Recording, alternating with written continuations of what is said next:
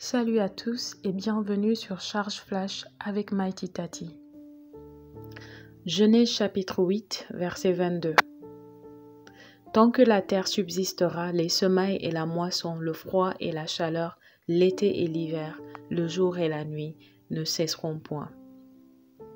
Gloire à Dieu. Ce passage nous montre certaines des lois qui régissent l'univers, qui régissent la création. Dieu dit que tant que la terre subsistera, les semailles et la moisson, le froid et la chaleur, l'été et l'hiver, le jour et la nuit ne cesseront point. Ça ne cessera pas. Ça ne cessera pas. Ceci est une loi universelle qui s'applique à tout le monde, que vous soyez un chrétien, que vous soyez un bouddhiste, que vous soyez un musulman. Cette loi ou ces lois s'appliquent à vous. Ça veut dire quoi? Que nous devons les prendre au sérieux. Ces lois sont ce qu'on appelle les lois naturelles. Il y a les lois spirituelles, il y a aussi les lois naturelles. Et si nous devons vivre heureux, accomplis, en étant exactement ce que Dieu a planifié que nous soyons et en accomplissant ce qu'il a planifié que nous accomplissions, c'est important pour nous de connaître et d'honorer les lois spirituelles, mais aussi de connaître et d'honorer les lois naturelles. Parfois, chrétiens, nous avons tendance à devenir trop spirituels et à juste vouloir considérer les lois spirituelles, mais à bafouer les lois naturelles. Est-ce que vous saviez que chaque fois que vous avez besoin d'un miracle, chaque fois que vous avez besoin que Dieu intervienne de façon miraculeuse dans une situation bien donnée, quelque part, ça révèle que vous avez violé une loi naturelle. Supposons que vous ayez un problème de digestion, vous êtes malade et vous avez besoin d'un miracle de guérison. Et Dieu étend la main et guérit votre ventre, guérit votre problème de digestion. Il l'a guéri, mais qu'est-ce qui vous a amené dans ce problème? Beaucoup de fois, c'est le fait d'avoir violé certaines lois naturelles. Par exemple, si vous ne buvez pas assez d'eau, ça peut vous causer des problèmes de digestion. Si vous mangez trop des aliments transformés, vous ne mangez pas des plats cuisinés, vous ne mangez pas des choses naturelles, vous ne mangez que les aliments transformés, vous ne buvez que les jus transformés, alors ce sont des lois naturelles que vous avez violées et qui vous ont amené dans ce problème de digestion. Maintenant, Dieu va faire le miracle qui va vous guérir, mais après ce miracle, vous devrez revenir à honorer les lois naturelles. Si vous ne commencez pas à honorer les lois naturelles, avant longtemps, vous allez vous retrouver à nouveau dans la même situation et vous aurez de nouveau besoin d'un miracle. C'est bien d'avoir un miracle et Dieu va toujours donner des miracles quand vous avez la foi qu'il produit ce miracle pour vous, mais il y a quelque chose de mieux. Dieu veut que nous apprenions en tant que ses enfants à opérer dans les lois naturelles et opérant dans les lois naturelles, à ne pas avoir tout le temps besoin de miracles, mais à devenir une source ou un canal de miracles pour les autres. Alléluia. Si vous êtes quelqu'un qui fume beaucoup et vous buvez beaucoup d'alcool, vous pourriez être en train de détruire votre foie et certains de vos organes vitaux. Alors un jour, vous pourriez avoir besoin d'un miracle et Dieu peut faire ce miracle. Mais après avoir reçu ce miracle, votre attitude va beaucoup déterminer si vous allez demeurer longtemps dans cet état de santé qui vous a été accordé par un miracle ou si vous allez revenir dans ce problème de foie, de poumons, etc. Amen. Donc, il y a des lois spirituelles, il y a des lois naturelles.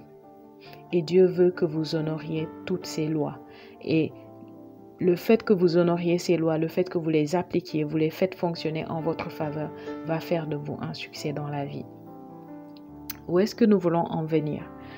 Nous sommes sur le point d'entrer dans une nouvelle année et c'est important pour vous de considérer les lois spirituelles et les lois naturelles. Et là, je veux m'appesantir sur une loi qui opère dans les deux mondes. Une loi qui opère autant dans le spirituel que dans le naturel. C'est la loi de la semaille et de la moisson. Il a dit que tant que la terre subsistera, la semaille et la moisson ne cesseront point. Ça veut dire que tout ce que vous voulez dans la vie, tout ce que vous espérez dans la vie, vous devez apprendre à le semer. Comme ça, vous pourrez le moissonner.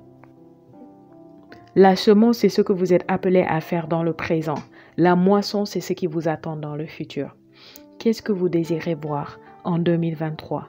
Qu'est-ce que vous désirez accomplir? Peut-être avez-vous déjà fait vos objectifs depuis que nous en avons parlé hier. Quels sont ces objectifs? Une fois que vous avez déterminé les objectifs que vous avez, ce que vous voulez voir, ce que vous voulez expérimenter dans votre vie, que ce soit spirituellement, physiquement, matériellement, financièrement, dans votre ministère, vous pouvez maintenant vous asseoir et déterminer quelles sont les semences que vous avez besoin de faire pour pouvoir moissonner ces choses dans votre année 2023. Si votre objectif, c'est par exemple la santé, marcher dans la santé, qu'est-ce que vous avez besoin de semer pour moissonner la santé et la force divine dans votre corps? Il y a des choses à semer spirituellement, c'est la parole de Dieu concernant la santé. Il y a aussi des choses à semer physiquement.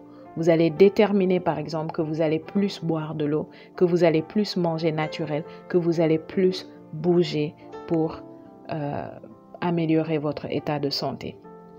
Alléluia. Et tout ce que vous allez faire et tout ce que vous faites maintenant, ce sont des semences pour votre santé dans le futur. Est-ce que vos objectifs sont dans le domaine financier? Comment est-ce que vous gériez vos finances jusqu'à présent? Si vous êtes dans une situation financière difficile, qu'est-ce qui vous a amené? Qu'est-ce que vous avez semé dans le passé qui fait que vous moissonnez une situation financière difficile aujourd'hui? Il y a des principes spirituels, il y a des principes physiques, il y a des principes naturels. Spirituellement, vous devez vous déterminer si vous voulez un changement dans vos finances. Que vous allez commencer à payer votre dîme si vous ne payez pas votre dîme. Vous allez commencer à semer, vous allez commencer à respecter vos offrandes, tout ce qui est donné dans la maison de Dieu, dans l'œuvre de Dieu. Vous allez le respecter. C'est un principe spirituel et ça va vous aider dans vos finances. Physiquement, vous allez commencer à gérer vos finances. Vous allez commencer à planifier, à avoir un budget. Vous n'allez plus dépenser de manière irréfléchie.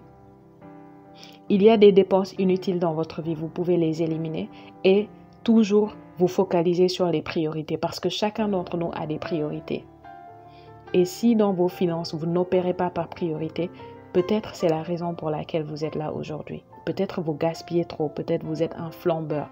Vous achetez peut-être des choses dont vous n'avez pas besoin. Vous dépensez l'argent là où ce n'est pas prioritaire, ce n'est pas important. Le Saint-Esprit peut vous aider à gérer les choses dans ce domaine. Ça, ce sont les lois naturelles. Alléluia. Merci d'avoir écouté Charge Flash. Likez la vidéo, laissez un commentaire, partagez et abonnez-vous si ce n'est pas encore fait. À très bientôt. Que Dieu vous bénisse.